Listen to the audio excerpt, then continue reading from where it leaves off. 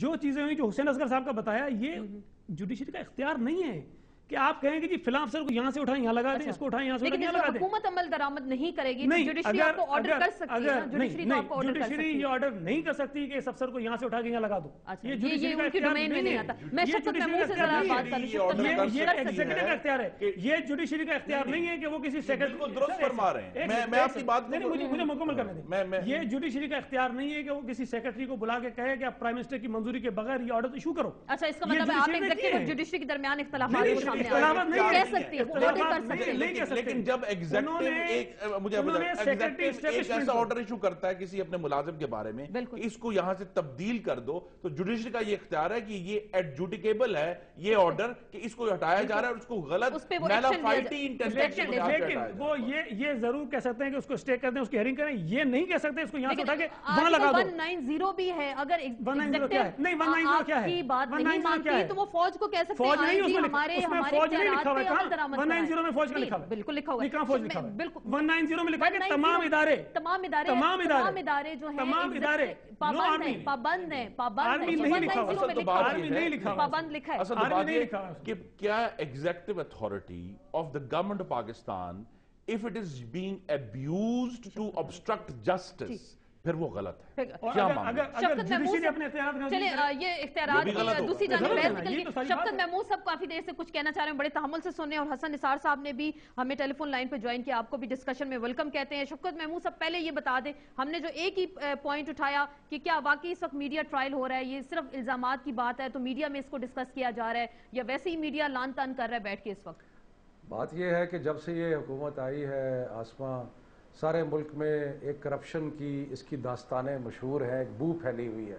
اور یہ پچھلے 4 سال سے میڈیا ٹرائل کی باتیں کرتے ہیں. پچھلے 4 سال سے تو میڈیا نے واویلا کیا ہوا ہے کہ یہ لوٹ کھا گئے ملک کو، اور ایک کیس ختم ہوتا ہے دوسرا شروع ہو جاتا ہے، پھر ایک اور شروع ہو جاتا ہے، پھر ایک اور شروع ہو جاتا ہے. اور یہاں تو ایک نووارد ہیں، ابھی بچے سیاست میں آئے نہیں اور پہلے سے ہی اربوں روپے کی کرپشن کا ان کے الزام لگ گیا.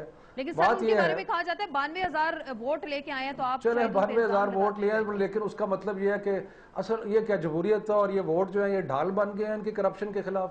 اصل بات یہ، اور معذرت کے ساتھ میں یہ کہوں گا کہ یہ جو فضا بنی ہوئی ہے جس میں میں خرم صاحب سے بھی معذرت کے ساتھ کہ یہ ایک قسم کی مفاہمت کے ساتھ بھی چل رہے ہیں اور ایک ٹاک شوز پہ لڑتے رہتے ہیں اور ویسے مفاہمت ہوئی ہے. میں ان سے پوچھتا ہوں کہ جی نیب لا اگر یہ صحیح اپوزیشن کا کردار ہوتا پی ایم ایل این کا تو یہ ابھی تک نیب لا نہ بنا سکتے ہوتے. 20ویں ترمیم پہ تو مفاہمت ہوگی. 20ویں ترمیم میں آپ کو پتا ہے کہ گیو اینڈ ٹیک بھی ہوا کہ جی آپ یہ کریں پھر ہم 20ویں ترمیم پر کیوں نہیں نیب لا کے اوپر گیو اینڈ ٹیک ہوا؟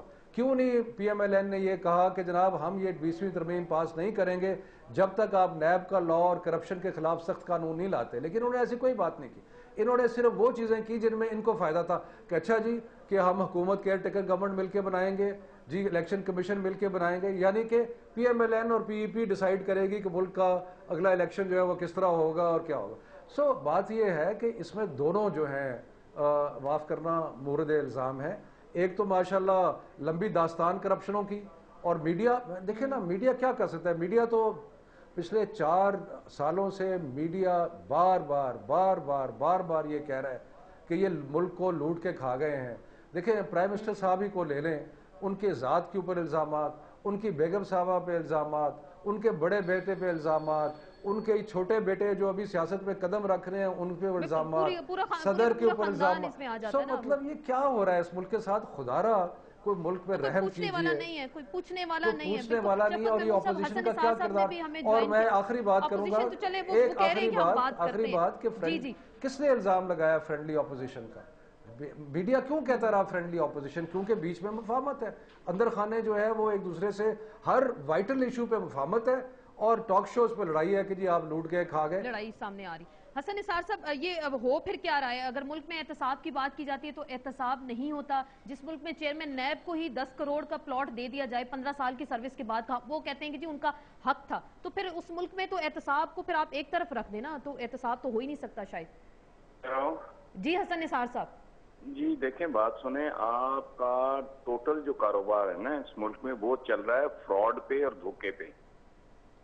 آپ نے ملک کے ساتھ لگایا ہوا ہے، پخ لگائی ہوئی ہے اسلامی کی، اسلامی جمہوریہ پاکستان. آئین میں آپ نے ایک فراڈ کیا ہے کہ کوئی قانون، اصول، قاعدہ، ضابطہ قرآن اور سنت کے خلاف نہیں ہوگا. مجھے آپ یہ بتائیں کہ جو بیسیکلی اسلامک فلسفی ہے اس میں تو کاروباریوں کو اقتدار میں نہیں آنا چاہیے اور برسر اقتدار لوگوں کو کاروبار نہیں کرنا چاہیے. یاد ہے آپ کو حضرت عمر کی وہ مثال جب انہوں نے حضرت ابو بکر صدیق کو کہا تھا کہ بھائی اگر آپ کھول کے بیٹھ جاؤ گے کپڑے کا کاروبار کرو گے تو لوگ کسی اور سے کیا خریدیں گے. ٹھیک ہے. Modern money means access to classified information. ٹھیک ہے. اور اس حمام میں جو سوائے اس کے جو اقتدار میں نہیں آیا سارے ہی ننگے ہیں. تو پھر ہوگا کیا؟ کوئی نہیں. دیکھنا بات سنیں، ابھی یہ اسکینڈل شروع ہو گیا ہے. ایک فرق اتنا ہے کہ کچھ ٹیکنیکل چور ہیں، کچھ نان ٹیکنیکل ہیں، کچھ ڈکیتی کرتے ہیں، کچھ جیب کترتے ہیں. اپنا اپنا طریقہ واردات ہے. ان میں جو لوگ مین سٹریم میں ہیں یا رہے ہیں وہ 19-20 کے فرق کے ساتھ دے آر ایکولی کرپٹ. دوسری بات یہ ہے کہ جب اب یہ جو ایک پرٹیکولر کیس جس کی آپ بات کر رہی ہیں وہ ملزم ہے، اس کا ثابت ہونے دیا جائے. ایک طریقہ دیکھنے کا یہ ہے کہ بھئی جہاں دھواں اٹھتا ہے وہاں آگ ہوتی ہے، اور اگر رائی کا پہاڑ کوئی بنا رہا ہے تو بھائی رائی تو تھی.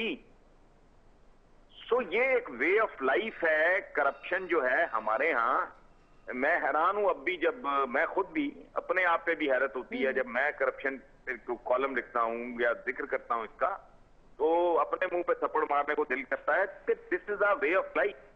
یہ کلچر ہے. اور آپ کے ہاں جو غریب آدمی فٹ پاتھ پہ بیٹھ کے رزق کما رہا ہے وہ انکروچمنٹ کا ارتکاب کر رہا ہے اور وہ بھی حرام ہی کھا رہا ہے.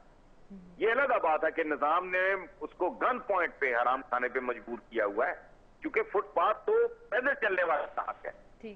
تو یہ پورا نظام جو ہے یہ اس طرح الٹ پلٹ گیا ہے کہ یہاں it's very difficult to draw line کہ جی کون کرپٹ ہے اور کون نہیں. کیوں؟ بالکل بالکل. کیا سب ایسے ہی کرپشن رچ بس گئی ہمارے مزاجوں میں، ہمارے جگہ پر. لیکن کرپشن کا کلچر یا معاشرے میں موجودگی اس بات کو جسٹیفائی نہیں کر سکتا کہ جب انٹرنیشنل نارکوٹکس کنٹرول بورڈ نے پاکستان کو 22,000 ٹن سالانہ الاؤ کیا ہوا ہے، یہاں 31,000 دیا گیا. یہاں 31,000 جو ہے اس وقت کے سیکٹری صحت کی اجازت کے سے 9,000 ایکسٹرا منگایا گیا. 7 ارب روپے اس کی جو ہے مارکیٹ پرائس ہے. بات تو یہی کہ جب ایک قانون یہ بات کر رہا ہے، ٹھیک ہے ہمارے معاشرے میں کرپشن ہے، ہر جگہ پر موجود ہے، لیکن اس کا یہ مطلب نہیں ہے کہ جہاں جو ایلیگیشن ہے جو بڑی ڈیمیجنگ ہے کہ ہائیسٹ لیولز تک اس کو ٹریس کیا جائے. اور اللہ کرے سپریم کورٹ نے ان کو طلب کر لیا. سپریم کورٹ پر ہمارا اعتماد ہے، وہ اس کی جو انویسٹیگیشن کریں. لیکن ہمیں یہ نظر یہ آیا ہے، میں پھر دہرانا چاہتا ہوں کہ جو استغاثہ اور جو انہوں نے جن لوگوں نے اس کی تفتیش کرنی ہوتی ہے وہ حکومت وقت ہے، ایف آئی ان کے پاس ہے، تمام جو اتھارٹیز ان کے پاس ہے. اب اگر وہاں ویکیوم رہ جاتا ہے سپریم کورٹ اس ویکیوم میں سٹیپ ان کرتا ہے. پھر سعید غنی صاحب کہیں گے کہ پھر یہ جوڈیشری کی ڈومین نہیں ہے، پھر وہ یہی کہیں گے جب حکومت موو نہیں کرتی. اب یہ ایک دفعہ نہیں، کتنے بہت سارے کیسز ہیں، اب درجنوں ہو گئے. این آئی سی ایل ہو گیا ہے، پاکستان سٹیل ہو گیا ہے، ریلوے ہو گیا ہے، یہاں تک کہ لا اینڈ آرڈر کے معاملے میں بھی سپریم کورٹ جہاں حکومت نے ایکشن لیا سپریم کورٹ کو کراچی جانا پڑا.